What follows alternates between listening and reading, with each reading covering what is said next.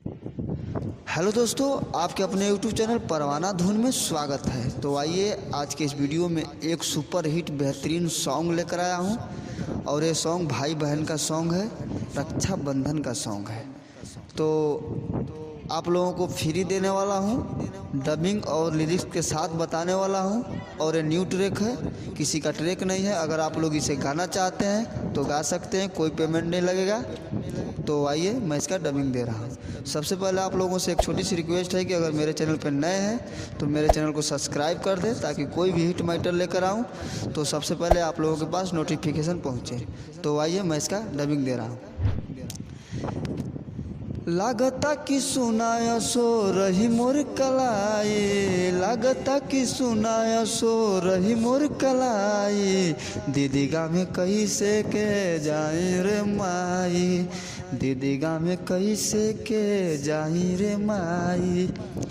लागल लॉकडाउन होला बहुते कड़ाई, लागल लॉकडाउन होला बहुते कड़ाई, दीदी गाँव में कैसे के जाई रे माई, दीदी गाँव में कैसे के जाई रे माई। तो ये मुखड़ा था। आइए इसके अंतरा का भी डबिंग दे रहा हूँ। जो हथुई दीदी आई हैं भैया हमार, लॉकडाउन के डेट बढ़े लगातार। इसको 2 बार बोलना है। जो हथुई दीदी आई हैं भैया हमार, लॉकडाउन के डेट बढ़े लगातार। अरे अपने पास साधन नइखे करी का उपाय, अपने पास साधन नइखे करी का उपाय, दीदी गाँव में कैसे के जाई रे माई, दीदी गाँव में कैसे के जाई रे माई। तो ये पहला अंतरा था। इसके दूसरा अंतरा का आइए डबिंग दे रहा हूँ।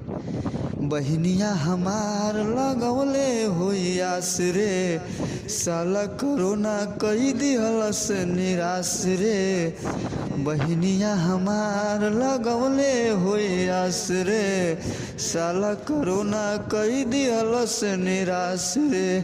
कहे परवाना राखी कैसे बन्हाई, कहे परवाना राखी कैसे बन्हाई, दीदी गाँव में कैसे के जाई रे माई, दीदी गाँव में कैसे के जाई रे माई।